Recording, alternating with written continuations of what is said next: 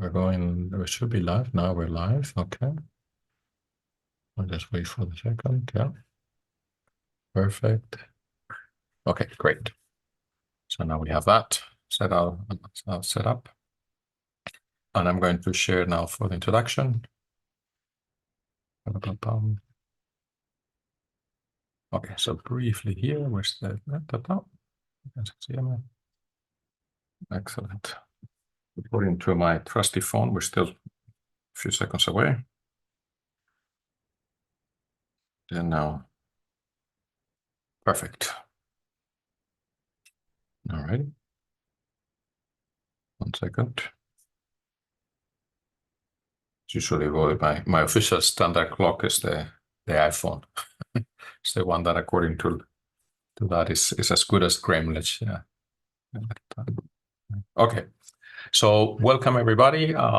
This is the SPIN+X SPICE seminars that we do every week on Wednesdays. My name is Hayo Sinova, and I run this thing together with Libor Schmekiel and Angela Wittmann here in Mainz, and Karen Eversosit in Duisburg, Essen. And then also we do this in collaboration with the SPIN+X Collaborative Research Center, led by Martina Schliemann and Burkhard Hillebrands in Kaiserslautern, and Matthias Chloe in Mainz. As you know, this is a webinar format. If you want to be promoted to be a panelist, raise your hand, and I will do a quick Q&A after the talk to everybody. But for now, just simply you will see the panelists and the speaker and the talk itself. Today is a pleasure to invite Tom Seifert here.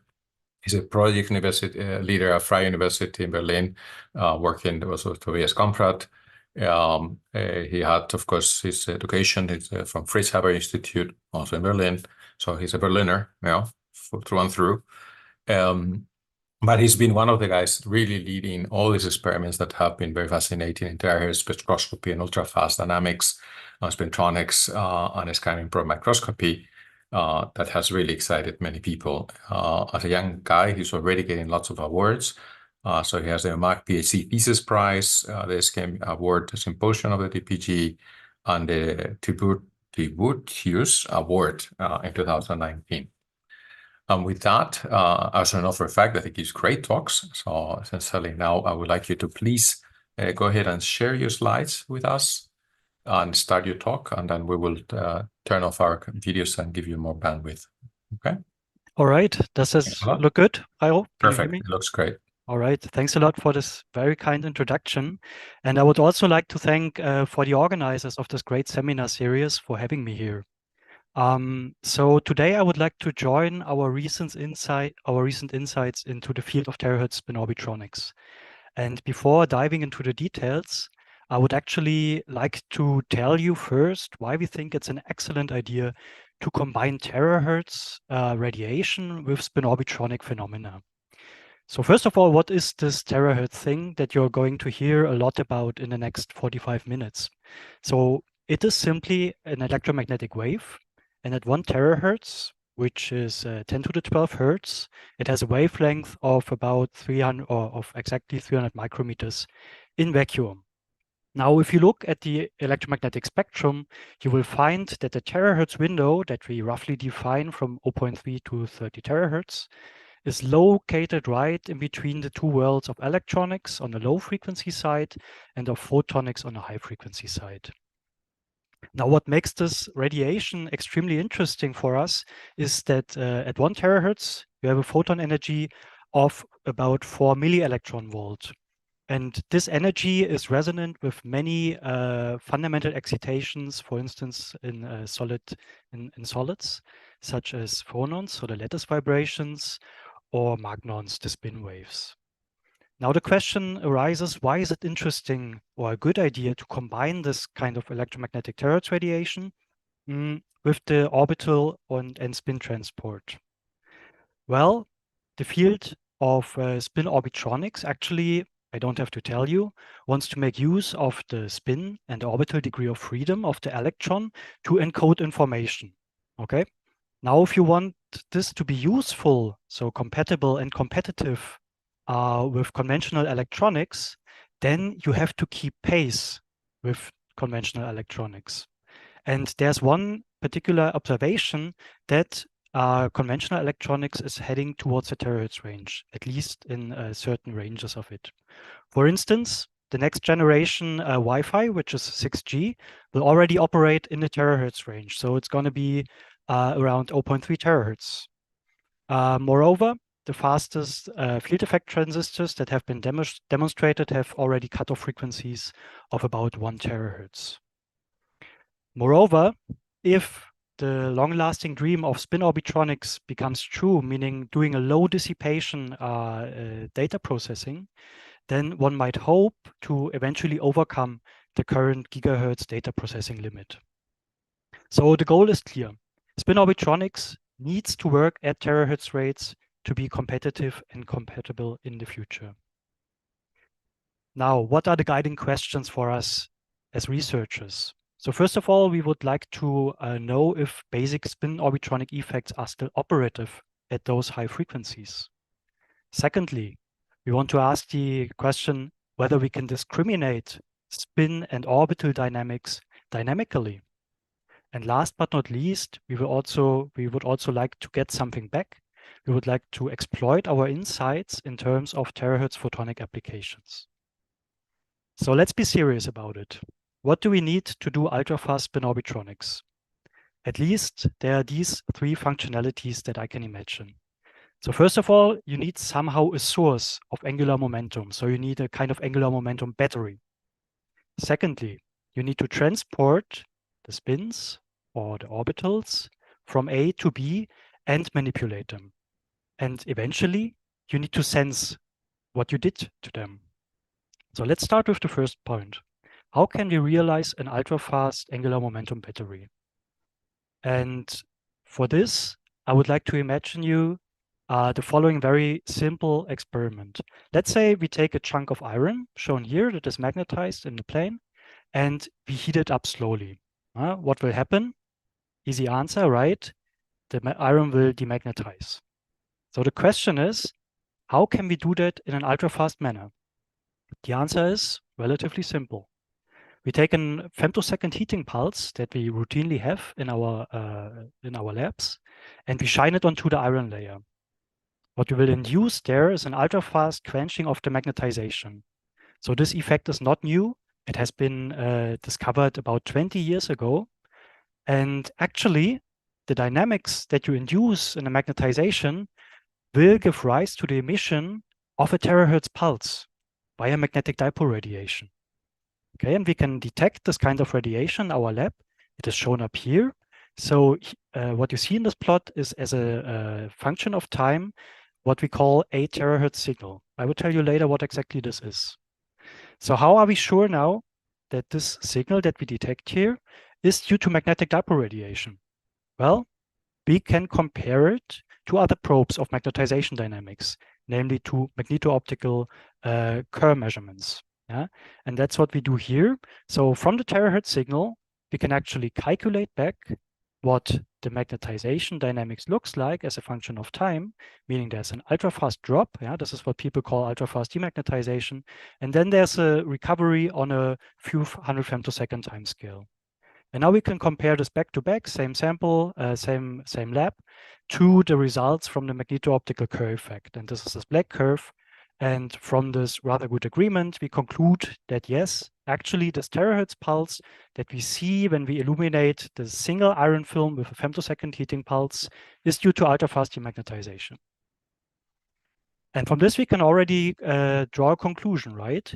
So this ultra-fast demagnetization means that the magnet wants to lose its magnetization or its spins within a timescale of about 200 femtoseconds.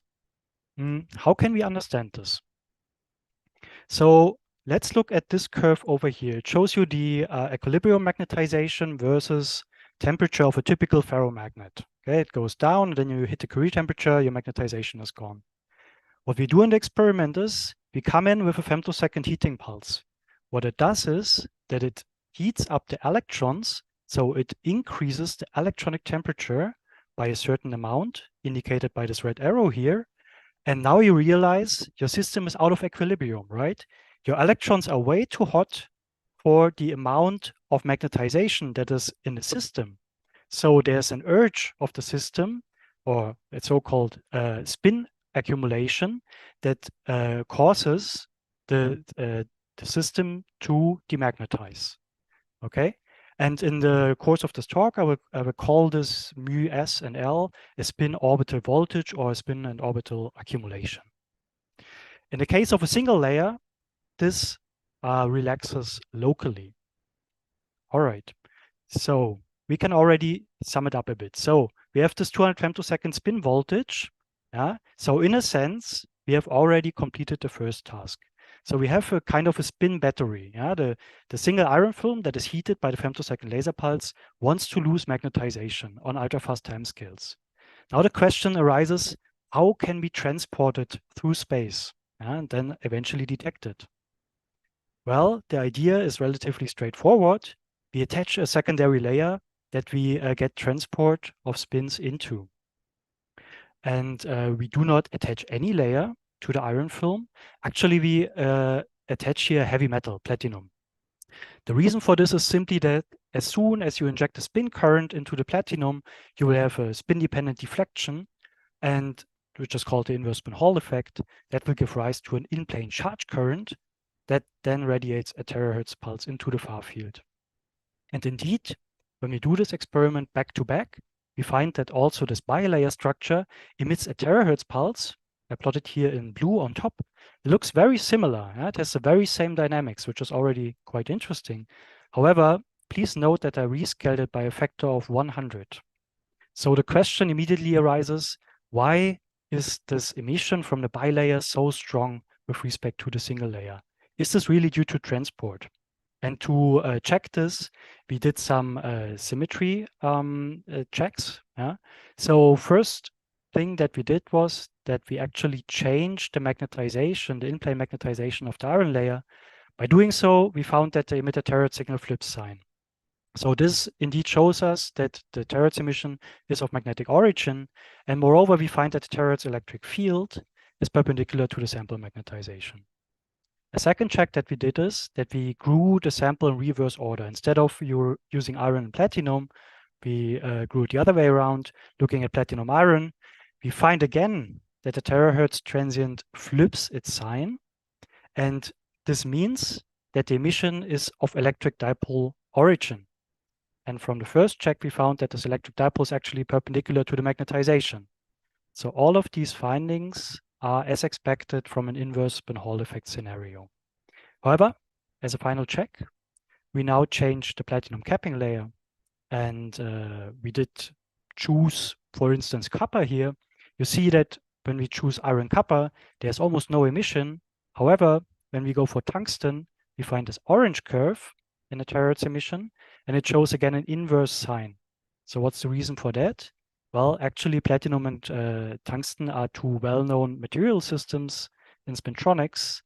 For that, they have strong and opposite spin Hall angles. Yeah? And this is the direct consequence here that you directly see in the terahertz emission data. So just to put this into a simple picture, whereas a certain spin in platinum is deflected downwards, the same spin in copper almost experienced no spin-dependent deflection, and in tungsten, it's in this case deflected upwards. And this is why the charge currents point into the opposite directions, which directly is imprinted onto the terahertz emission signal. All right, actually, this approach is not only limited to, let's say, simple metals, but it allows you to probe diverse materials. Just to name a few, you can put here topological insulators, you can put Weyl semimetals, superconductors, transition metal dichalcogenides, and so on and so forth. So if you're interested, we put all just a compilation of the recent results of terahertz emission spectroscopy in a very recent review. Okay, so this is really nice. So it follows the symmetries of the inverse spin Hall effect and so on. But can we gain a deeper understanding of what is actually going on? So let me just sum up what we found up to here. So the single iron layer gives magnetic dipole radiation. In the bilayers, we found that if we put platinum on top of iron, actually the inverse spin Hall effect is operative and is dominating the signal, and it gives rise to an electric dipole radiation that is proportional to the time derivative of the charge current. So from those conclusions, we can already understand why these two signals have such different amplitudes. This is simply related to the fact that magnetic dipole radiation or magnetic dipoles in general radiate much less efficiently compared to electric dipoles. However, there's this other observation that is very interesting, which is the same dynamics of the two curves. And what this actually indicates, and what I find very interesting, is actually that the transport channel that we open here is a weak perturbation to the system. So most of the spins or most of the demagnetization still happens locally via spin flips, and the spin current that you inject into the nearby layer is only a very weak perturbation. Okay, but the general question is, what determines actually the dynamics of this transient here? And for this, let's go one step back. So this is the kind of experiment we do, right? So we have the bilayer, we excite it with a femtosecond heating pulse, we inject a spin current and then get a charge current by the inverse spin Hall effect. What we detect in the signal in the lab is actually not the charge current itself, but it's something that I always call a terahertz signal. It's a signal on a photodiode. And to gain more sample intrinsic insights, actually we can apply an inversion procedure where we take into account the frequency-dependent response function of the detector and the details of the propagation to actually calculate back to the spin current dynamics that I show in this graph here for iron platinum and for iron tungsten. And they look like this. So how can we understand what we see here? Well, first of all, we see a very fast drop of the spin current or rise, however you define the sign. And what this is actually determined by is your laser pulse duration. So this is basically the sudden electron heating. It's this red arrow here taking the electronic system out of equilibrium. So the electronic temperature is way too hot for the magnetization of the system. And then in the course of the next few picoseconds, the system relaxes or the spin voltage relaxes. And it can do this either locally via spin flips or via transport. And on the fast timescales, it's actually determined by the electron spin coupling, whereas for longer timescales, when the spin current actually changes sign, there's a remagnetization of the system, and this is then determined by the timescale of the electron-phonon coupling. All right. Now we have a really detailed understanding of the system. So you might wonder, what is this actually good for? Can we optimize it somehow? And yeah, the answer is yes, we can. So let's say we start out with an iron platinum bilayer where the platinum thickness is 60 nanometers. So one straightforward way of optimizing the system is by tuning the thickness. And one interesting observation is that once you start making the thickness of the platinum thinner, your terahertz signal actually grows. And the ideal signal, the ideal thickness of the sample is around 2 nanometers of platinum. And here I plot the efficiency as a function of thickness. You can see this almost 1 over thickness increase of the signal. And the reason for this is actually twofold. So first of all, when you make the films thinner, you have a higher excitation density, so you heat up more the ferromagnet. And on the other hand, the typical spin relaxation length or spin current relaxation length in platinum is around 1 nanometer. So when you go far above this, you don't gain much from the extra material. You just lose basically. And there's another trick for optimization. So far we have only considered the forward propagating spin current. And however, there's an equal current that would like to propagate backwards. And it can do so when we put a secondary material there. However, when it comes to the choice of this material, you have to be a bit careful, meaning that if you put there again platinum, then the two resulting charge currents would point in opposite directions and would cancel each other. So you would rather put their material with an opposite spin Hall angle, namely tungsten, and then the two charge currents superimpose constructively. And from these tri-layers, you can then see that the terahertz amplitude actually is almost twice as high as from the respective bilayers. Now, this is really interesting for terahertz photonics, because if you compare the performance of this optimized spintronic terahertz emitter, you will find that it actually outperforms the standard sources in the field. Those are gallium phosphide, zinc telluride, or photoconductor switches. Moreover, what is really nice about this emitter is how short these pulses are. What this means in the frequency domain, you can see here. So this is the Fourier transform. The terahertz emission from the spintronic terahertz emitter covers a really broad frequency range from about 1 to 40 terahertz without any spectral gaps, which is quite unique for a terahertz emitter. So how about applications for this? There are actually quite a few meanwhile. So first of all, these are just very thin metal films. So you can virtually grow it on anything that fits into your growth chamber, right? So here they put it onto flexible substrates, but you can also imagine putting it on curved substrates, lenses, which means that you already have the focusing of your terahertz pulse included in your emitter. Another great advantage of these thin metal films is that they are virtually independent of pump wavelength. So this study here shows as a function of pump wavelength, the emitter terahertz electric field, and there's basically no dependence. So all that matters is that you deposit energy, pump energy in the system. You need to heat up the iron to drive it. Another nice application is the easy modulation of this kind of emitter. So imagine you have an external magnetic field that you can drive at a high frequency, thereby modulating the in-plane magnetization of your iron film. And what we find is, so in orange here is the modulation of the magnetic field, at 10 kilohertz rates, that the terahertz signal perfectly follows this modulation. This is very helpful for experiments. And last but not least, the very simplest experiment. It's linear terahertz transmission spectroscopy. Let's say you put a thin piece of Teflon, or any material you would like to characterize into your beam.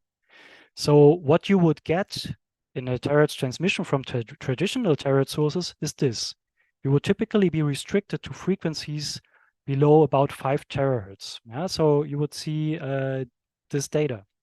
Now, when you take the terahertz, the spintronic terahertz emitter, you have a much wider bandwidth, right? And all of a sudden, you cover all these frequencies of the material, in this case Teflon, and you can be sure, okay, those resonances belong to Teflon, and I can do material characterization right away. Another nice application of these spintronic emitters is that you can upscale it. I show here a large-scale emitter. We scaled it up to about 3 inches. And by doing so, and also using some photonic tricks that we recently implemented, you can actually beat the state-of-the-art high field sources in the terahertz business, which is lithium niobate. I showed here as a gray curve. They are measured under identical conditions. And you see that the peak field from the spintronic terahertz emitter is higher. It reaches values of 1 megavolt per centimeter. And because I know that people in the audience probably cannot relate very well to this number, I converted it into a peak current density that you would find in a good metal with this conductivity. It would be 10 to the 10 amps per square centimeter. And this is just gigantic current densities, actually. So if you would do this DC, your material would basically explode. But it doesn't here because the current is just active or flowing for such a short time. But it's obvious that these kind of extreme peak fields enable nonlinear terahertz spectroscopy. And it did not only enable this, it also enabled us to found a company back in 2021 where you can now buy these kind of emitters. All right, so I would also like to share with you a very recent development that we had in the field. So we are always trying to push terahertz photonic applications. And one idea that we had is to combine actually those new STEs, which is the spintronic terahertz emitters, with conventional terahertz sources. And in this case, we did it with a gallium selenide crystal. Yeah? So we took a gallium selenide crystal that is known to be a good terahertz emitter above 10 terahertz. It works via optical rectification. And on the surface of it, we just drew the very thin STE stack. And in this way, we could combine the two emission channels from these two emitters to give us a total terahertz signal. And the beauty of it is that actually you can generate extremely short terahertz pulses. So in this example here, the generated terahertz transient or electric field is only about 30 femtoseconds long, using pump pulses with a duration of about 15 femtoseconds. And if you look at the spectrum of this, you can see that it really covers the entire terahertz range. So the hybrid emitter here is in blue at a decent, at a decently high amplitude. And you can here see in green and in gray the two contributions from the two parts of the emitter. So the STE nicely covers here up to 10, 15 terahertz. And then for the extremely high terahertz frequencies, the gallium selenide emitter takes over. And in this way, you have combined the benefits of the traditional emitters with this new kind of emitter. Okay, there's another nice tunability that you now have. So in experiments where actually the carrier envelope phase is important of your terahertz pulse, this kind of emitter allows you to tune your pulse shape from bipolar, as shown here, to basically unipolar, just by flipping the magnetization of the spintronic emitter. And as we saw before, you can even modulate this at high frequencies. So I think this is a really nice application. And finally, we also went small. So this example here shows you a fiber. And this is a fiber tip here. This is the core, on top of which we put a spintronic emitter film, like this. And now what you basically have is a kind of an endoscope. You send in your pump pulse through the fiber, and you get a terahertz emission right from here, and you can do a local material characterization, for instance. All right, so let me summarize the first part of my talk. So we saw that the inverse spin Hall effect is still operative at terahertz rates. We found that ultrafast demagnetization and terahertz spin transport are driven by the same force, namely a laser-induced spin voltage or spin accumulation. And an optimization of those thin film stacks led to the development of efficient spintronic terahertz sources. So one obvious question that immediately arises is, how about spintronic detection? Can you just reverse the principle and also detect terahertz pulses? Actually, yes, we can. So meanwhile, we have two ways of doing it. The first one is called the Siemens-Torque detector. So what is it? Let me take you through. So let's say we have a terahertz pulse here, and we would like to detect it, okay? So first thing you need to realize is that actually a terahertz pulse is also an electromagnetic wave. So it has a magnetic field component shown here in green. Now what we can do is we can illuminate a thin iron film that is magnetized in the plane such that the terahertz B field is perpendicular to the magnetization. What will happen in this case is that you will exert a torque on the magnetization, and the torque will pull the magnetization out of the plane of the sample.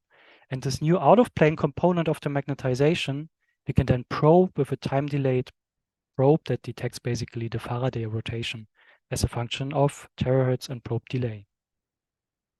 And what you will find is that actually your probe senses the time integral of the torque, the accumulated torque, or in other words, the time integral of the driving terahertz B field. So let's see what we get. So as a reference, I plotted here the terahertz signal that we obtain by the standard detection method in terahertz labs, which is electro-optic sampling. In this case, in a gallium phosphide crystal, gives you this shape. In the same experiment, we now replace the gallium phosphide detector with a thin iron film, only 8 nanometers thick, and then we get this red curve. However, note, please, that I had to rescale here strongly. So the response from the Siemens detector is about 3 to 4 orders of magnitude lower. However, it comes with some nice advantages. Namely, at the moment when you really want to extract the field, right? So those are signals. So what you have to do in the case of the electro-optic sampling is actually that you need to deconvolute your response by the frequency-dependent electro-optical response function. And this is a quite involved process, and it leads to certain inaccuracies. So here I did it for you. So you get this kind of terahertz electric field shape. You can see these wiggles here that are an artifact from the extraction procedure, basically. However, your life is much easier when you're doing Zeeman detection or Zeeman torque detection. Basically, all that you have to do is you need to take the time derivative, right? I told you that the Zeeman torque detector senses the time integral of your terahertz B field, and by doing so, we can then recover the terahertz electric field in the time domain. It's looking much cleaner. The efficiency is much lower, but yeah, there are certainly advantages and disadvantages. One other disadvantage of the Zeeman torque detection is actually this time derivative here. So what it means at the end of the day is that you're becoming less sensitive to the high frequency components. So the question still stands, can we do a direct inversion of the spintronic emitter concept? And this is what I would like to show you here. So very fresh data. So we call it the spin accumulation detector. What we actually do here is that we excite. So this time we make use of the electric field of the terahertz pulse. We use a bilayer as a detector, CoFab and platinum. What the electric field actually does is that it drives a charge current in the plane of the platinum. And by means of the spin Hall effect, you will induce spin accumulations on the two sides here. And basically, what we do in our experiment is that we probe the spin accumulation at the interface towards the CoFab by a time-delayed optical probe by making use of the magnetic linear birefringence. Or you might also call it the optical analog of the AMR. So how does this perform? Now, this is the terahertz electric field we extracted from the Zeeman torque detector. And in red, I show you the result from the spin accumulation detector. It's perfect. It needs no more data treatment. You directly get the terahertz electric field as it is, so to say. And yeah, we did some additional check where we looked at the probe polarization dependence, and you find that indeed it's following the anisotropic magnetoresistance symmetry in that it's maximized when the angle between your probing and your magnetization is 45 degrees. All right, so this gives us a direct access to strong field terahertz transients. And the good thing about it is that it's just based on thin metal films. So as for the emitter, you again have here the big advantage that it's broadband. If you Fourier transform these signals, you find basically that you get up to frequencies of about 12 terahertz, which is basically limited by the pulse duration that we used in this kind of experiment. So those are really nice detectors. All right. So we saw that the inversion of those spintronic detector concepts allow for broadband spin-based detection. Good. So we were quite happy with all of the understanding we gained. However, at some point, we did a very puzzling experiment, or actually we did an experiment that gave very puzzling results. And at first sight, this experiment doesn't look much different to what I showed you up to here. So we compare two kinds of sample systems. One is permalloy that we cover with either platinum or tungsten. And the other sample system we compare it to is nickel, covered with the very same materials. And the experiment as before that we do is terahertz emission spectroscopy. So let's have a look at the signals that we actually get. So those are the signals that we get for the permalloy-based samples. So here we understand it very well, right? So between platinum, the green curve, and tungsten, the red curve, we get an inversion of the sign. So everything is all right. This is inverse spin Hall effect physics. However, things are strange once we turn to nickel. So this is the nickel platinum waveform. Everything seems all right. However, once we switch to nickel tungsten, we find this kind of unexpected terahertz emission signal. Yeah, it shows three things that are weird. So first of all, it has a sign change. All of a sudden, tungsten has the same sign as platinum. Secondly, it shows a delay between the curves. Yeah? Here, the two curves were just copies of each other's rescaled. And lastly, the response seems somehow low-pass filtered. So this is entirely inconsistent with inverse spin Hall effect physics. So we were curious, or we were wondering whether this could be due to a propagation effect. And here I would just like to remind you of data that I showed you before. So this is for iron platinum, what happens when we tune the thickness of the platinum layer. There's not too much happening. You just get a rescaling of the waveform, but no change in the waveform at all. What we can learn from this, by the way, is that the terahertz spin currents are interface located. And this is prototypical for most spin current systems and for most systems that we have studied up to here. However, things are a bit different when we turn to nickel tungsten. So here, once we crank up the tungsten thickness, we find actually that the delay that we acquire keeps on growing with tungsten thickness. And also the low pass filtering seems to grow. This is totally untypical for spin currents. However, to have a more sample intrinsic view on that, it's a good idea to turn actually to the currents, yeah, as we did before, not to a terahertz signal. Now this is what they look like. So this is the charge current that leads to the terahertz emission in nickel platinum here that we've seen before. For nickel tungsten, we find the following currents. So for 2 nanometers of tungsten, we already have quite a bit of delay. And when we keep on growing the tungsten thickness, the delay grows and the width here grows with it. So it's low pass filtered. And we can play this game until we reach 20 nanometers of tungsten, and then we can extract certain parameters from these curves. One parameter is the delay that I marked here with those gray dots. And we find a more or less linear dependence with the thickness of the tungsten film. Another interesting quantity that we can extract is the area under these curves. And what this basically tells us, so what we find is that it's more or less constant or not decreasing a lot up to 20 nanometer thickness. What this tells us is that actually something propagates over tens of nanometers. So this is totally unexpected for, let's say, spin currents, let's say. So what can actually propagate that far? And here we got actually motivated by a report of Kazuya Ando. Actually, those are his samples. And they found in the very same sample system an anomalous thickness dependence of spin orbit torques.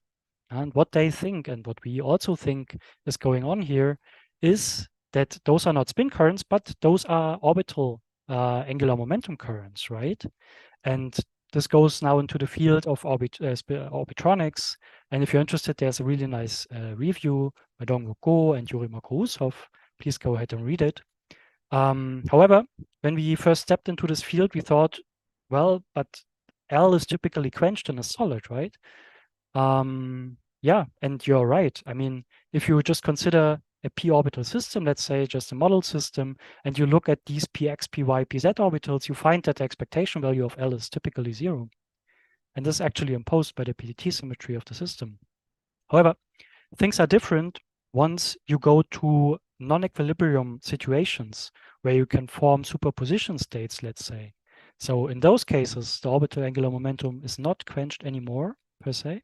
So it can reappear in non-equilibrium. Okay. Now we have seen that it can reappear. How to imagine an orbital angular momentum current. And here I got this simple video, didn't program it myself, but actually what this shows is that you might imagine as a first approximation an orbital current to be electrons spinning around the nucleus and then hopping to the next atom, and in this way making its way through the lattice. Okay, so we asked So we found this very interesting, right? We wanted to study this. So we asked Dongwook, please tell us what are good sources of these L currents. And he tells us, well, please have a look at this publication here. And if you do so, you find this kind of plot, right? So here you have, as a function of the different elements or like alloys of the typical ferromagnets, 3D ferromagnets, they plot here the spin orbit correlation strength. Yeah? And what you see here is that for nickel, it's particularly strong. What does this mean is that for nickel, the magnetization is to the largest or to relatively large extent made of the orbital part, yeah? Instead of the pure spin part that you, or the more dominant spin part that you would, for instance, expect in iron. So we expected that actually nickel should be a good source of this orbital currents. So how can we then understand the terahertz experiment? And the way we understand it is in the following way. So we take this bilayer, which is a nickel film in plane magnetized, and the paramagnetic material attached to it. So when we heat up the nickel layer, the magnetization shrinks, right? And we induce two things. One is the spin accumulation, and the other one is the orbital accumulation. I call those the driving forces. So what is very interesting here is that this nickel system has been studied previously by time-resolved XMCD. And what they found is that the dynamics of these two channels is strongly linked by the spin-orbit interaction. So they basically follow the same dynamics. Okay. The next thing that happens in our experiment is that those spin and orbital accumulations, they drive spin and orbital currents into the paramagnetic material. So they undergo propagation. And eventually, they are somehow converted into a charge current in the plane that then radiates a terahertz field. In the experiment, we observed that nickel platinum and nickel tungsten obey very different dynamics. So from this, we conclude that actually those different dynamics have to arise from points 2 and 3, from propagation and the detection, simply because the orbital and the spin voltages are strongly linked. They should not allow for different dynamics. So just to remind you of the experiment, this is what we found, right? We found those delayed responses in the tungsten-based samples with a sign change and broadened. And actually, the question arises, what leads to this delayed response? And our understanding is the following, or our interpretation. So we interpret this delay as a kind of propagation delay, right? So there is some kind of arrival layer that is very efficient in generating the charge current by means of the inverse orbital Raspberg-Edelstein effect. The sign change that we observe in the experiment is ascribed to the different sign of the inverse orbital Raspberg-Edelstein effect of the tungsten silicon oxide system. It actually has the same sign as the inverse spin Hall effect in platinum, and we could confirm this by ab initio calculations. The broadening that we observe in the experiment, we interpret to arise actually from angular dispersion, right? So there are electrons that go straight. So those are the first arrivers. And then there are electrons that go on a certain angle. If they go with the same velocity, it takes them longer to get there. So the thicker you make the film, the more broadening you get when you track the arriving electrons, right? And eventually, everything has to decay, and in our model, we take this into account by an exponential decay function. So the question here is, can theory further support this view? And there are two ingredients that theory could give us. So first of all, they calculated what is the orbital to charge and spin to charge conversion in tungsten. And that's what they found here. So what they do is they apply a spin and orbital accumulation across the film. And in blue and orange, they compare then the charge response. And they found that actually the response to an orbital accumulation is gigantic compared to the spin channel. So this is due to the huge inverse orbital Raspberg-Edelstein effect in those tungsten-based samples, we think. Secondly, they can calculate the velocity at which these orbitally polarized carriers travel through tungsten. And they found an average velocity on the order of 0.1 nanometers per femtoseconds. So we take these two inputs from theory and we try to model our data with this. Yeah? And what we need as an ingredient to do so is that we need the driving force, right? And the driving force, we derive it from the nickel platinum sample, where we think we understand that the spin voltage is driving the current. From the recent time-resolved XMCD measurements, we know that the spin voltage is directly proportional or strongly linked to the orbital voltage. So this is our input driving force here. For the model, we then assume a propagation velocity of the orbital carriers on the order of 0.1 nanometers per femtoseconds and a relaxation length for the orbital current of about 80 nanometers. Let's see what we get. So for 2 nanometers tungsten, we get this curve. We already see the delay. And when we keep on increasing the thickness, indeed, the model reproduces the increasing delay and also the broadening of the curves due to the angular dispersion. We can compare it here back to back. And from the rather good agreement, we conclude that we observe here the effect of orbital current propagation. And it reaches much further than 20 nanometers, we think. And we find the lifetime, if we do the math here, of about 1 picosecond for these currents, for these orbital currents, which is remarkable because it's just so much longer than typical spin current lifetimes. However, it's very consistent with recent reports in a different system, manganese, where they measured the Hanley effect. And they also found very similar relaxation length of these orbitally polarized carriers. Also, this relaxation length here nicely compares to, again, a different system, but still people looked here also at the orbital accumulation or the orbital currents, and they found similar relaxation length. Last but not least, I would like to mention that meanwhile, also other terahertz emission studies started seeing these delays in the terahertz emission signals. So we are not the only ones to see that. Okay, so with this, I would like to conclude the second part of my talk. So we found that the orbital currents in nickel tungsten can reach tens of nanometers before they decay. They live quite long, for about 1 picosecond.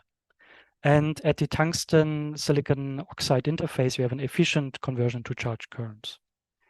And to put this like into a more general statement, the power of terahertz emission spectroscopy here really is that it can sense the propagation dynamics of S and L currents.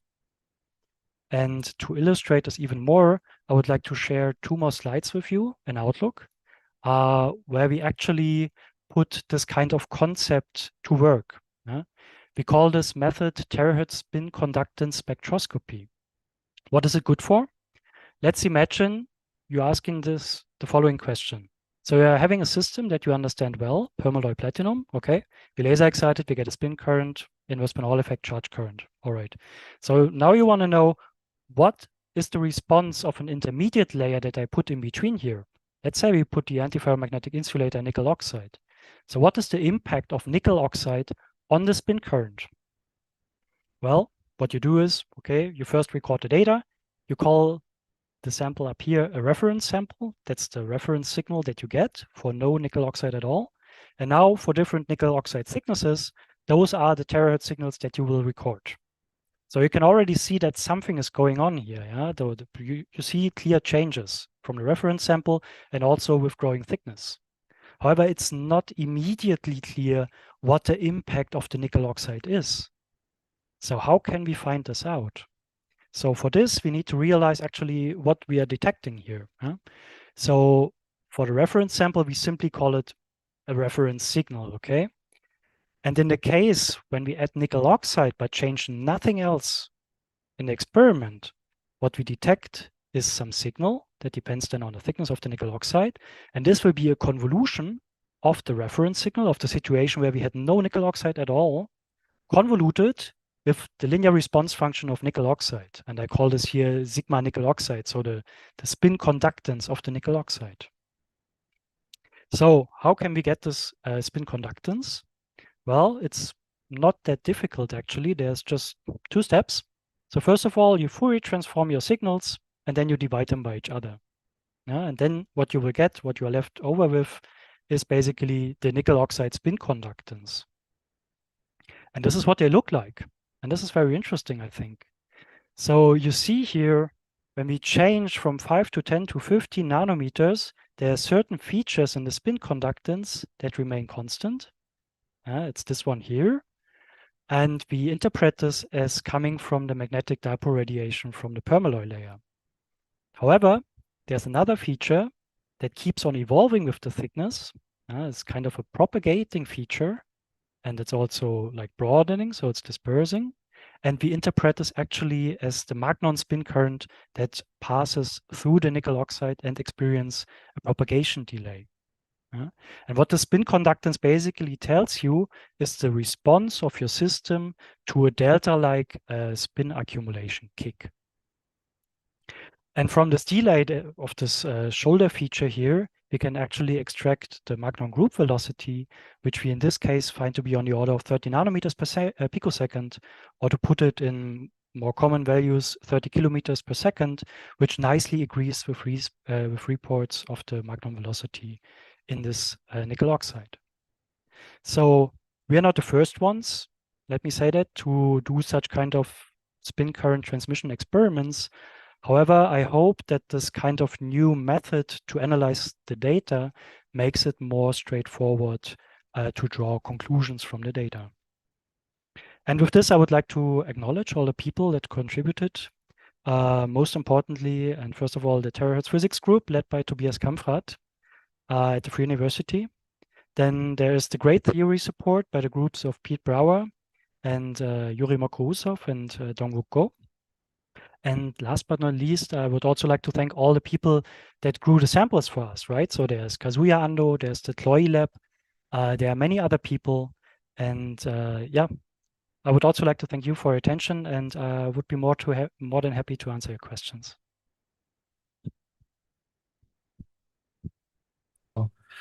So now we have questions. Please raise your hand, and I'll be able to promote you or write your question in the Q&A if you like. We also have here, okay, so let me promote you here. So Branislav is coming on. We also have Dongwook Go as well, if you have questions for the theory part, and Yura as well. I think, well, I'd like to talk, maybe Branislav, do you want to go ahead and let me see. I don't know. He's rejoining the panelist in the meantime, and then I'll ask my question afterwards. Can you hear me? Because yeah, go ahead, Branislav. We can hear you now. Okay. Yeah, there are several boxes. I need to click, so it was not clear. Yeah, thanks for a extremely insightful talk, and all these new results. I'm a theorist, you know, and I find this problem to be extremely daunting, because there are so many beautiful experimental results, and theory has been kind of lagging because the problem is so difficult. You know, as you know, it looks like as if every 10 femtoseconds or so something new kicks in, and one has to put a Hamiltonian which can kind of monitor all these new effects in this far from equilibrium matter. So one thing that we recently were able to check after 20 years is you had this slide at the beginning, and this is kind of going into my question, which shows that in that 2004, exactly 20 years ago, APL by the French group, they claimed that when you have a single nickel layer, the radiation which comes out, the terahertz, is somehow related to the second derivative of magnetization over time. Mm-hmm. Yes. Yeah, by the way, in the PRB, which is also excellent, you have a typo. In the PRB, you have, like in some kind of image, only first derivative. So this kind of radiation does exist in electrodynamics, but if you write everything, not just proportionality sign, and you write it in a correct unit system, then what you see is that that radiation would have 1 over c cube. And something which has a velocity of light to the cube power, you know, is very suspicious. You would have it in some kind of astronomical object like neutron star, but not in the solid state physics. So we actually recently, after 20 years, were for the first time able to check this. And if I calculate terahertz radiation coming out of a single nickel layer due to the dynamics of its magnetization, those numbers are 1 million times smaller than anything that comes from derivative of the current. So this effect is completely irrelevant, theoretically at least. And I was wondering, that would be the first question, is it really like a solid proof that the shape that you get is related to delta square m over delta t square? So what we actually see is that nickel alone does generate current. And that current comes from magnetization dynamics. So it's a kind of spin pumping from standard spintronics, but in standard spintronics, magnetization rotates. Branislav, you have to ask a question at some point. Yeah, so the first question is like, is there a solid evidence for this second derivative? Because as I said, this effect in the latest theory we developed, it's an archive, is 1 million times smaller than anything that comes from current. The second question is, what we see is that single nickel layer has a current generation that is related to magnetization dynamics. And even if you put platinum, that current stays there. So in other words, if I decompose the nickel platinum or iron platinum terahertz signal, I can see that it has two contributions. One coming from that nickel that has its alone as a new kind of charge pumping, and the other part is spin hole. And again, the ratio between these two is factor 10. And then the second question is slide 24. But also related to maybe first ask, can you, Tom, address the first question? Okay. Yeah. So what I understood your question is whether we have strong experimental evidence that what we see from a single iron layer or nickel layer is actually due to the demagnetization, right? No, it is as magnetic dipole radiation. Yeah, it is due to demagnetization, in the sense that if magnetization is not changing in time, you wouldn't see anything. But it is not, it should not be proportional to the second derivative of M. It should be proportional to the first derivative of M. It is not magnetic dipole radiation from textbook electrodynamics. That's what I'm... So I think the strongest experimental evidence that I can show you now here quickly is that we have MOOC data, that is established to probe magnetization dynamics. And by doing the math, you can then reconstruct M versus T from this emitted terahertz pulse, and we find a decent agreement. You also mentioned that the magnitude is way too large. No, way too small. Way too small. Yeah, the magnitudes that we find here from MD are actually very small. You can see that we tried our best, but the curve is still very noisy. It's a very tiny signal. But what I'm asking you, if you open your PRB 2022 with Rosiger as the first author, in the PRB you have E proportional to delta M over delta T. And now on this slide you say it's second derivative. So is it first or second? So I think in the PRB we refer to the near field signal, where it's actually the first time derivative, whereas here I'm referring, to avoid confusions, to the far field signal, where it then, due to propagation effects, turns into the second time derivative. Okay. So there is a solid, But I would be happy to discuss details maybe afterwards. Let's move to Ivan to ask the question, and maybe we have more time. We'll come back to you, Branislav. Okay. Great, thank you. Ivan, you have a question? Do you want to unmute yourself? You can unmute yourself and ask the question if you like. Yes. Go ahead. Thank you. Excellent talk. Thank you for the clear explanations. I just wanted to ask you a question about the assumptions of the energies involved in the transport. I understand that it's very early days, but I just wonder, is there anything interesting into considering systems where one could discern the energy of the electrons involved? For example, systems involving Schottky barriers, as have been recently studied using TMD materials, just to see if these orbital contributions would show us dependence with energy, as you show some of the calculations showing a dependence of the orbital velocity changing by almost a factor of 2 in the order of 1 electron volt. Thank you. So to rephrase your question is whether we can somehow energy filter the electrons or the carriers that contribute to the terahertz emission. And the answer is yes, that's an excellent idea. We are currently working on it. There are indeed first works that use Schottky barriers to do this with the spin currents. right? Promoting this idea to orbital or to systems that are known to have orbital currents is an excellent idea. Thanks for this comment. However, so far in metals, we don't see any impact of the high energy carriers. Yeah, that's what I also would like to stress here. So we performed experiments where we varied the photon energy.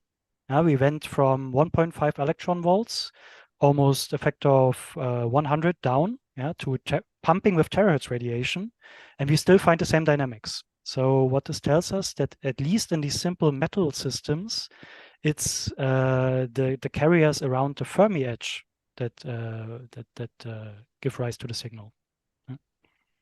All right, thank you very much. Martin, we'll go ahead with your question. Hello, Tom. Thanks also. It was a very nice talk and clear to understand it. So far, we assumed that orbital angular momentum is faster transferred to the lattice than spin orbital angular momentum. Now you say the opposite. Is this correct? I say the opposite, and I am as puzzled as you. So I find it interesting that apparently those orbitally polarized carriers show such extended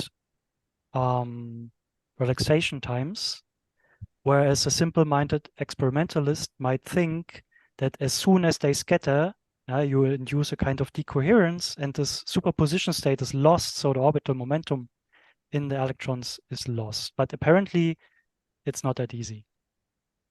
So we can store magnetism somehow in the orbital system. That's new for me. Thanks very much. But I have a question maybe following this up, this question. So you saw very nice evidence of this strong signals now due to the emitters that Donghuku and Yura had predicted. On the other hand, you still have to convert this signal through a spin-orbit coupling, not beyond the accumulation to measure it. Is that then established that this conversion is quite efficient from the orbital accumulation to the one of the dynamics of the magnetization, or because that has to still go through spin-orbit coupling channels? Can you please rephrase the question? So why do I need to detect the So at some point you detect this thing at the end with inversion spin Hall effect or something that you detect this signal, right, from this thing. With the orbital rush by Edelstein effect. Yeah. But the orbital itself, you're not measuring the orbital frame at the end. As far as I understood, you still are measuring the inverse spin Hall effect on the other side. It's assuming from the absorption of the angular momentum by a spin system. That absorption of the angular momentum, because it's actually from an orbital one, will come,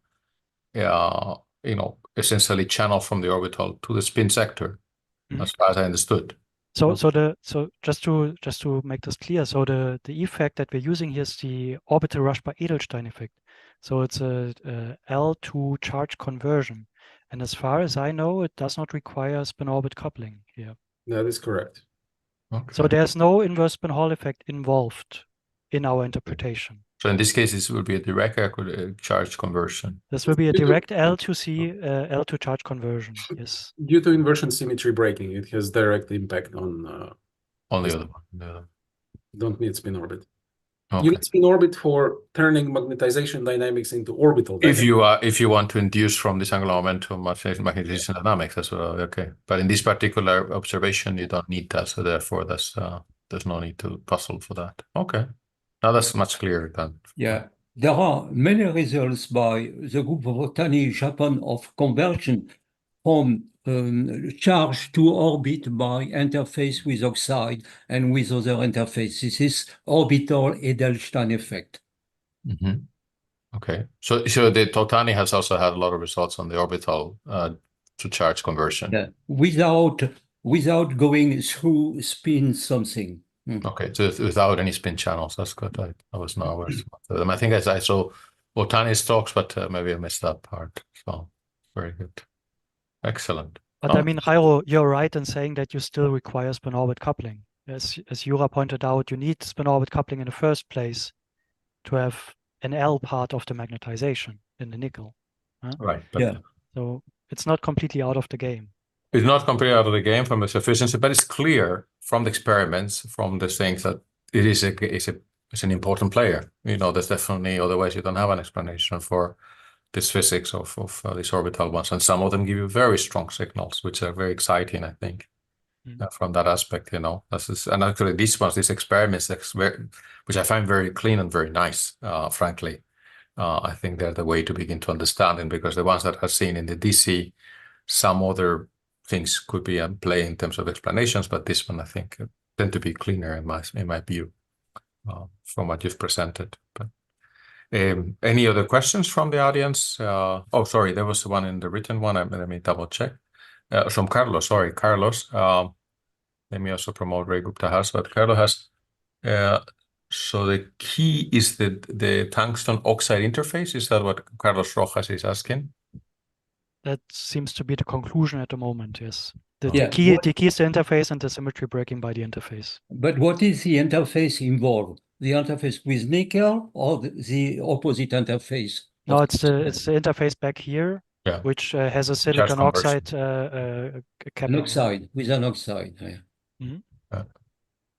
Do we have another question maybe from Rahul Gupta, please? Go ahead and ask your question. Hi, Tom. Thanks for the nice talk. I have actually a couple of questions. If time allows, I will ask 3.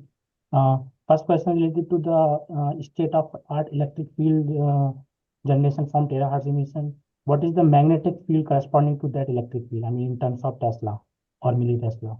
Few hundreds of millitesla. Oh, So 1 megavolt per centimeter corresponds to a few hundred millitesla transient magnetic nice. field. Another one is what is the terahertz efficiency of when you compare the orbitronics emitter to the spintronics emitter? I mean, which one is? It's rather low. It's a fifth.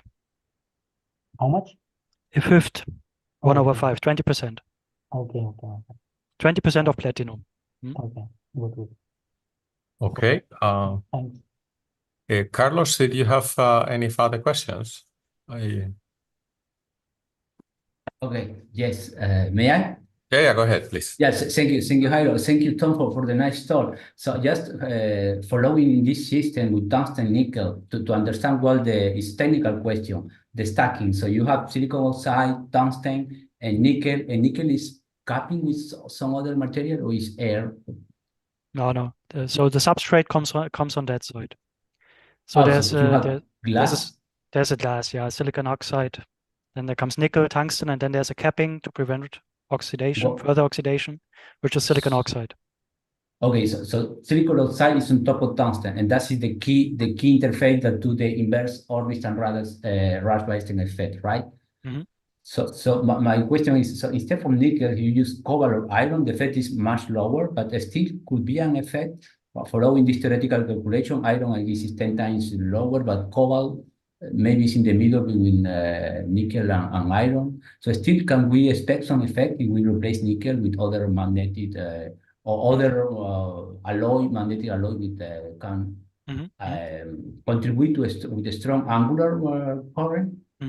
Yeah, I think it's very reasonable expectation. So there are already reports from Terahertz emission studies using different ferromagnets than nickel. And also we are currently performing more studies. And yes, I mean, this expectation is very valid, I think.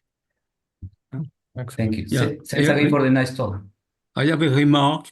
Okay, if you want, with tungsten, you have both spin and orbital effects. If you want to suppress the spin effect to single out the orbital effect, you can replace tungsten by copper, and then you single out the effect from orbit, like we did last year with nickel copper. The conversion was at the interface of copper with MgO. Certainly, Tom, you know this paper. Yeah, sure, absolutely. Ronaldo, would you like to ask a question, please? Yeah, hi Tom, thank you very much. It was a wonderful talk. I have a question about the interfaces themselves. What is the quality of the interfaces here? Or does it matter to have atomic-like interfaces? No. I have no good answer to that question because, we have not specifically studied interface quality. So those films are sputtered, so they are polycrystalline. So interfaces are pretty dirty. It works. To me, this comes as a surprise, specifically for this first interface here, where I would suspect that you need some matching of the wave functions. to get a good transmission through the interface. So it could be interesting to study this, but so far we haven't done anything in this direction. Yeah. But things seems to work with dirty samples. Yeah? That's experimental observation. Like Yeah. like I mean, in the work of Botany. Okay, he can find that there is an oxidation, a progressive oxidation in the metal, which is involved in the conversion. Okay. We'll take two more questions. One from Amilcar Briota, if you can. Yes. Yeah, Go ahead. I'm here. My question goes towards trying to see if we can identify new materials with large orbital currents. Is your data already good enough to trace back and to calculate this L/S ratios? The question is a bit tricky, or the answer is a bit tricky. So you're asking about how much spin current is emitted from the nickel and how much orbital current, right? Yeah, if you can get a bit, if you have an unknown material and you expect that you have you can generate large orbital currents. I think in general, also Terahertz emission is not the solution to everything. Huh? So in this system, we were lucky that we could single out the orbital channel, we think, by the propagation effect. Yeah, that we saw this kind of delaying here and this broadening. If the orbital to charge conversion happened at the first interface and not at the back interface, everything would happen immediately, and we could not separate spin and orbital channels at all.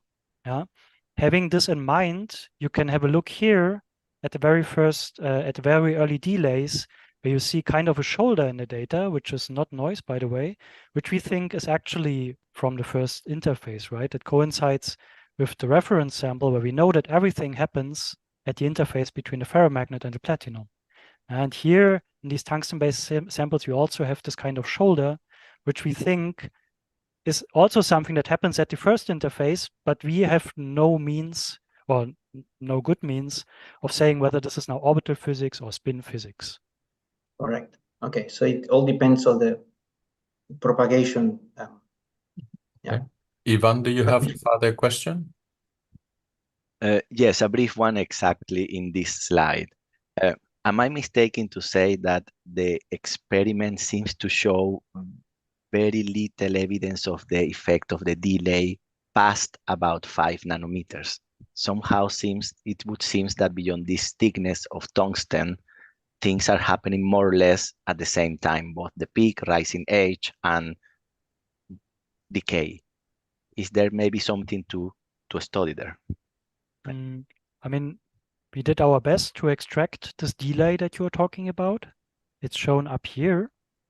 And at least according to our evaluation, it keeps on growing with thickness. Yeah? And the positions, the temporal position of those delays are marked here by this marker. And this is a plot of those markers versus tungsten thickness. And it keeps on growing. Yeah. Looks pretty linear to me.